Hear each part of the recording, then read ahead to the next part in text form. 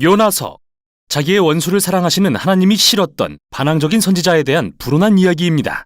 요나서는 구약의 선지서 중에서 독특한데요. 보통 선지서들은 선지자를 통해 선포된 하나님의 말씀을 기록한 데 반해 이 책은 선지자가 한 말 대신 선지자에 대한 이야기를 기록했기 때문이죠. 정말 얄밉고 형편없는 선지자에 대해 말이죠. 요나는 구약의 다른 곳에서 딱 한 번 등장합니다. 이스라엘 최악의 왕 중 하나인 여로보암 2세가 통치할 때인데요. 요나는 왕의 편을 들면서 그가 전투에서 이겨 이스라엘 북방 경계에 있는 영토를 모두 되찾을 것이라고 예언했죠.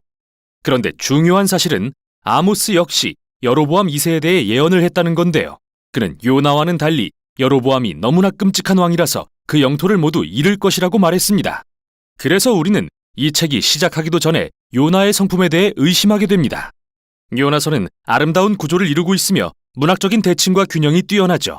1장과 3장은 요나가 이방인들을 만나는 이야기인데요. 먼저는 선원들을 만나고 다음은 요나가 증오하는 원수인 니느웨 사람들과 만납니다. 그리고 각 부분은 요나의 이기심과 이방인들의 겸손과 회개를 희극적으로 대조하여 보여주죠. 2장과 4장은 요나의 기도를 담고 있는데요. 하나는 일종의 회개 기도이고 다른 하나는 하나님이 지나치게 좋은 분심을 못마땅히 하는 기도입니다. 이런 세심한 구성만큼이나 이 책은 독특한 서술 방식을 가지고 있는데요. 이 이야기에는 무척 전형적인 인물들이 등장하지만 역설적이게도 그들은 우리의 기대와는 정반대로 행동합니다. 먼저 하나님의 사람인 선지자가 등장하지만 그는 반항적이고 하나님을 싫어합니다. 그런데 정말 부도덕할 것 같은 선원들은 오히려 유순하고 회개하는 마음으로 하나님 앞에 겸손히 나아오지요. 또 세상에서 가장 강력하고 잔인한 제국의 왕은 어떤가요? 그는 요나의 5마디뿐인 설교를 듣고 하나님 앞에 자신을 낮춥니다. 심지어 왕의 소떼마저 회개하죠. 이런 종류의 이야기를 우리는 풍자라고 부릅니다.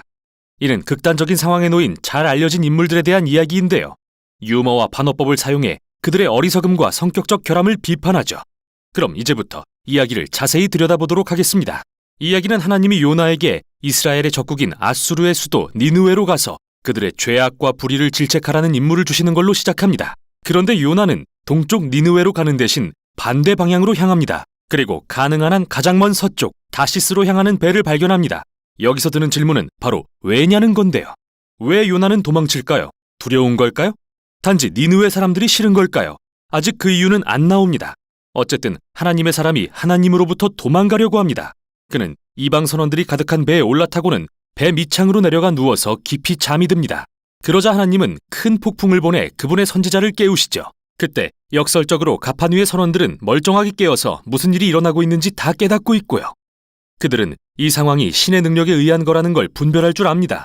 그래서 그들은 제비를 뽑아 요나가 문제의 장본인이라는 것을 알아낸 뒤 그에게 자신이 누구인지 설명하라고 요구하자 요나는 종교적인 말들을 주절주절 늘어놓습니다. 나는 히브리 사람이요 바다와 육지를 지으신 하나님을 경외하는 사람이요 라고 말이죠. 이 얼마나 우스운 일입니까? 그래요. 하나님은 분명 바다와 육지를 만드셨죠. 그렇다면 요나는 이런 하나님께로부터 배를 타고 도망갈 만큼 멍청한 걸까요? 선원들이 요나에게 그들이 무엇을 해야 할지 묻자 그는 나를 바다에 던져 죽이시오 라고 말합니다. 언뜻 듣기에는 숭고해 보이지만 생각해보면 이는 요나의 가장 이기적인 행동임을 알 수 있죠. 니느웨로 가는 걸 피할 그보다 좋은 방법이 있었을까요? 결국 그는 선원들이 자신을 죽이도록 해서 죄 없는 이들의 손에 피를 묻히도록 했던 겁니다. 물론 그들은 내키지 않았지만 어쩔 수 없었고 요나를 바다에 던지면서도 하나님께 회개합니다.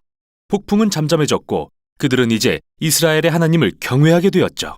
요나와 달리 선원들은 진정으로 하나님을 경배한 겁니다.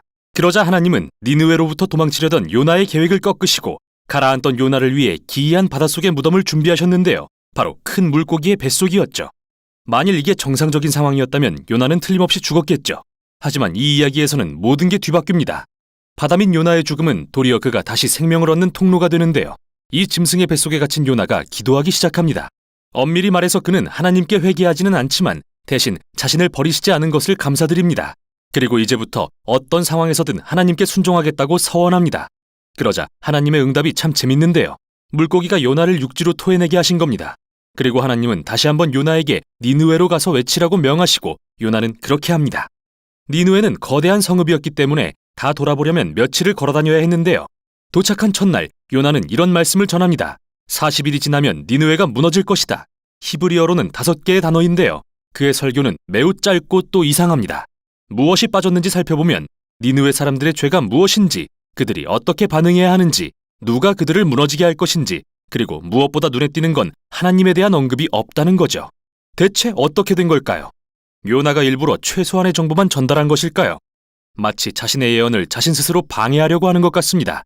니느웨가 반드시 멸망하도록 말이죠. 요나는 아무 노력도 수고도 하지 않습니다. 하지만 그의 동기가 무엇이든 간에 그의 계획대로 되지 않습니다. 왜냐하면 그가 이 5마디 설교를 하자마자 니느웨 왕과 그의 솥대를 포함한 성읍 전체가 슬퍼하며 잿더미에 앉아 회개하기 때문이죠. 이렇게 또 한 번 악한 이방인들이 도리어 하나님의 말씀에 반응하는 모습을 보여줍니다. 그분의 선지자보다 더 말이죠. 그래서 하나님은 니느웨 사람들을 용서하시고 그 성읍에 재앙을 내리지 않으십니다. 자, 이제 이 이야기가 얼마나 기발한지 알 수 있는 부분입니다.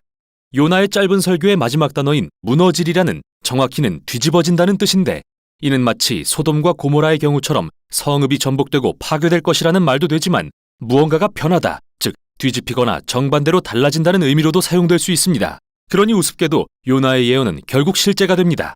그가 의도한 대로는 아니지만 니느웨가 정말 뒤집어진 것이죠.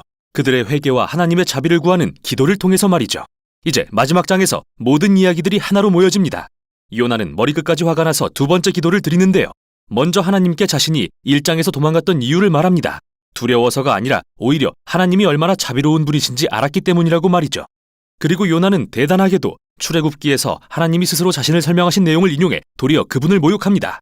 하나님은 자비로우셔서 이 악독한 니느웨 사람들마저도 용서할 분이라는 걸 안다고 말이죠. 요나의 말에서 진절머리가 난 게 느껴지네요. 그는 대화를 끊고 하나님께 그냥 그 자리에서 자신을 죽여달라고 말합니다. 그의 원수를 용서하시는 하나님을 따르느니 차라리 죽는 게 낫다면서요. 다행히 하나님은 요나의 원대로 해주지는 않으시고 내가 화를 내는 것이 옳으냐고 물어보십니다. 요나는 하나님의 질문을 무시하고 성읍 밖으로 나가 주변 언덕에 초막을 짓고 무슨 일이 일어나는지 보려고 기다립니다. 혹시 아나요? 니느웨 사람들이 회개한 걸 도로 뉘우치고 멸망하게 될지. 그때 정말 이상한 일이 일어납니다. 하나님이 박넝쿨로 요나를 위해 그늘을 만들어주시고 그는 매우 좋아합니다. 그런데 이번엔 하나님이 작은 벌레를 보내 넝쿨을 갉아먹게 하시고 뜨거운 태양빛 아래 그늘을 잃은 요나는 다시 하나님께 한번 자신을 죽여달라고 간청하죠. 하나님은 다시 요나에게 내가 화내는 것이 정말 옳으냐고 물으십니다.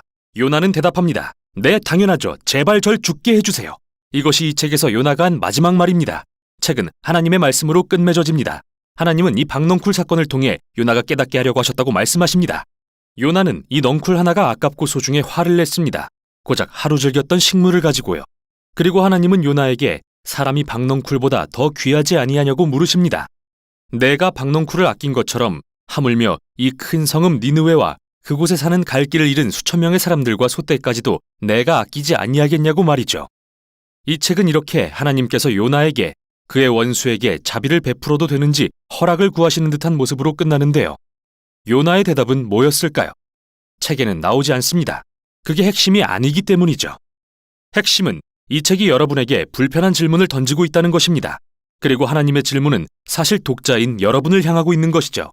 당신은 하나님이 당신의 원수마저도 사랑하신다는 사실이 받아들여지나요? 이렇게 이 책은 독자를 향해 거울을 비춥니다. 요나서를 통해 우리의 가장 악한 속성을 확실히 보게 되면 원수를 사랑하시며 요나와 다를 바 없는 우리를 끝까지 인내하시는 하나님 앞에 겸손과 감사가 우러나오게 되는 것이죠. 따라서 이 특이한 이야기는 사실 하나님의 자비가 얼마나 크신지를 알려주는 기쁜 소식이자 우리의 삶에 깊은 도전이 되는 말씀입니다. 이것이 바로 요나서입니다.